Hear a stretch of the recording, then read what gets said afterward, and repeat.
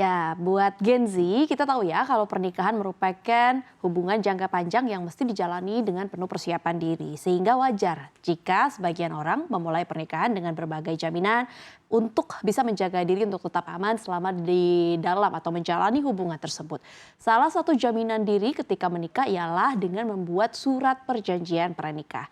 Emang agak ada pro dan kontra kalau kita bicara soal perjanjian pranikah. Banyak pendapat yang bilang perjanjian pranikah serupa dengan persiapan untuk berpisah atau bercerai. Tapi ada juga nih pendapat yang bilang bahwa perjanjian pranikah atau prenuptial agreement harus dilakukan seperti Vidi tadi begitu ya. Dan justru ini harus dilakukan untuk menjaga kelanggengan rumah tangga tersebut. Nah, mari kita ulas dalam perjanjian pranikah, jangan salah bikin janji. Kita lihat ke slide yang pertama. Ya, perjanjian pranikah ini bukan berarti menikah kontrak ya pemirsa, akan tetapi membuat surat kesepakatan bersama sebelum menikah untuk hal-hal tertentu yang penting bagi kedua belah pihak.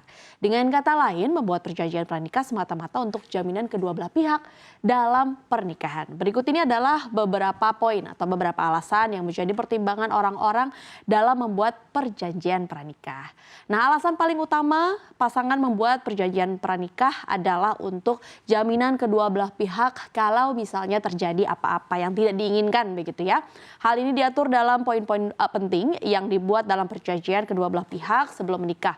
Mulai dari contohnya hak asuh anak jika bercerai, hak atas harta, atau juga yang tindakan yang boleh dilakukan jika pasangan selingkuh atau kondisi-kondisi luar biasa lainnya begitu. Sehingga kalau misalnya hal buruk benar-benar terjadi dalam pernikahan, ada perjanjian ini yang menjadi pelindung atau jaminan untuk melindungi diri. Jadi bukannya nggak percaya sama pasangan atau apa ya, melainkan untuk keamanan diri masing-masing jika terjadi sesuatu dalam pernikahan. Lagian masalah rumah tangga kan bukan cuma perselingkuhan aja dan putar-putar di situ-situ aja. Contohnya kalau misalnya salah satu pihak punya aset atau punya bisnis besar lalu meninggal dunia, perjanjian pranikah pasti akan sangat membantu prosesnya. Nah, alasan yang kedua adalah bagi sebagian orang yang mau menikah, membuat surat perjanjian pranikah dapat memperkuat komitmen mereka di dalam hubungan. Sebab perjanjian pranikah ini berisi hal-hal yang disepakati bersama. Hal ini dapat menjadikan dasar komitmen dalam hubungan ini untuk menjadi semakin kuat dan juga semakin yakin. Sederhananya ya karena sama-sama sepakat, maka hal itu dijadikan pegangan untuk berkomitmen menjalani hidup bersama. Alasan membuat perjanjian pranikah juga bisa untuk menjaga hak masing-masing dalam rumah tangga. Ini menjadi poin ketiga begitu ya. Misalnya hak mengenai harta, pengasuhan anak, nafkah lahir batin, atau hal-hal lain yang dianggap penting untuk satu sama lainnya. Nah, entah itu bersifat materi atau enggak, tujuannya adalah untuk mengamankan hak satu sama lain di dalam pernikahan. Apalagi kalau misalnya pernikahan yang terjadi merupakan pernikahan untuk kerjasama bisnis, perjodohan, atau tujuan-tujuan tertentu di baliknya. Melindungi hak-hak dengan membuat perjanjian pranikah dianggap perlu untuk jaminan satu sama lain. Nah, itu tadi teorinya begitu ya secara umum pemirsa. Dan nampaknya perjanjian pranikah atau prenup ini baik begitu ya. Tapi yang namanya manusia ada aja salahnya. Ada juga loh pemirsa yang karena prenup agreement ini malah berujung tragis. Kita lihat contohnya di slide selanjutnya. Arif Sriyono, pria 32 tahun warga Karawang, Jawa Barat, dibunuh oleh istrinya Osi Klaranita berusia 32 tahun. Jadi ceritanya saat nikah dulu mereka menaikkan perjanjian pranikah, yakni jika mereka bercerai, seluruh harta hak suami. Jika cerai mati, harta jatuh kepada yang hidup. Lalu pernikahan hancur gara-gara perselingkuhan. Akhirnya sang istri Osi membunuh Arif. Jarang memang ya ada perjanjian pranikah yang isinya seperti ini. Perjanjian pranikah dibolehkan memang secara sah begitu ya berdasarkan hukum. Isinya umumnya memang soal harta. Namun perjanjian pranikah Arif dan Osi ini tergolong unik memang. Mereka bermukim di rumah pembelian Arif di Perum Gria Budiman Asri, Desa Cibalongsari, Kecamatan Klari, Kabupaten Karawang, Jawa Barat, dan belum mempunyai anak. Dalam perjalanan rumah tangganya, mereka tidak harmonis memang. Arif yang merupakan karyawan PT Toyota Motor Manufacturing Indonesia di Karawang disebut-sebut oleh istrinya melakukan perselingkuhan begitu. Arif juga nggak memenuhi kewajiban menafkahi keluarga, sering nggak pulang, serta sering memarahi istrinya, tapi memang nggak sampai KDRT.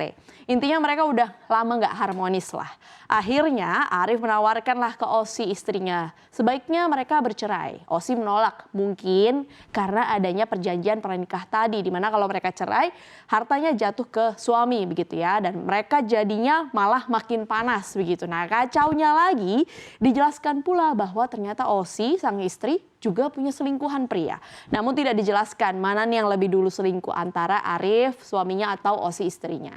Ya, tapi kalau kita lihat dari kasus ini, mau ada prenuptial agreement ataupun enggak, memang sudah nggak terselamatkan ya nampaknya rumah tangga ini. Jadi nggak bisa dibilang kalau ini hancurnya rumah tangga dan bahkan sampai terbunuh satu pihak, ini karena perjanjian pranikah. Nah, ini kasus yang berujung tragis begitu ya. Tapi ada juga loh pemirsa, kasus yang justru membuat perjanjian untuk menyelamatkan rumah tangganya. Kita lihat ke slide selanjutnya. Ya, pasti pemirsa tahu lah ya, artis Indra Bekti yang memang beberapa waktu lalu sempat terkena penyakit parah dan akhirnya sembuh. Kalau kita ingat begitu ya, kita mundur ke belakang, istrinya sampai minta sumbangan ke masyarakat untuk biaya pengobatan. Nah, setelah sembuh, mereka malah bercerai. Lalu awal tahun ini mereka diberitakan akan rujuk atau menikah kembali. Ada-ada aja ya pemirsa, tapi di samping soal prahara rumah tangga Indra Bekti dan mantan istrinya yang menjadi calon istrinya juga, yang menarik untuk dicermati adalah mantan atau calon istrinya Indra Bekti yakni Aldila Jelita membuat sebuah surat perjanjian tertulis sebelum menerima ajakan Indra Bekti untuk rujuk kembali. Dalam perjanjian tersebut Aldila Jelita memberikan beberapa persyaratan begitu untuk Indra Bekti sebelum mereka akhirnya menikah lagi di tahun 2024 ini. Sayangnya saat ditanya oleh awak media begitu, Indra Bekti nggak mengingat sepenuhnya apa saja isi surat perjanjian tersebut. Yang pasti isi surat tersebut bertujuan agar rumah tangga mereka terjalin lebih baik dari sebelumnya. Indra Bekti pun berusaha agar lebih mementingkan keluarga, terutama Aldila Jelita. Mereka ingin kembali mengulang romansa masa lalu. Semoga pernikahan yang kali ini bisa benar-benar langgeng sampai maut memisahkan ya. Nah, dari ulasan dan juga dari dua kasus yang tadi kita sudah bahas begitu, bisa ditarik kesimpulan sebenarnya perjanjian pranikah memang penting, tapi itu hanya sebatas alat. Seperti alat pada umumnya, tergantung siapa yang pegang. Misalnya pisau, bisa dipakai untuk memasak, tapi bisa juga dipakai untuk melukai orang lain. Begitu juga dengan perjanjian pranikah, pasti bisa bermanfaat buat orang-orang yang pada dasarnya memang punya komitmen untuk menjalankan pernikahannya dengan kuat.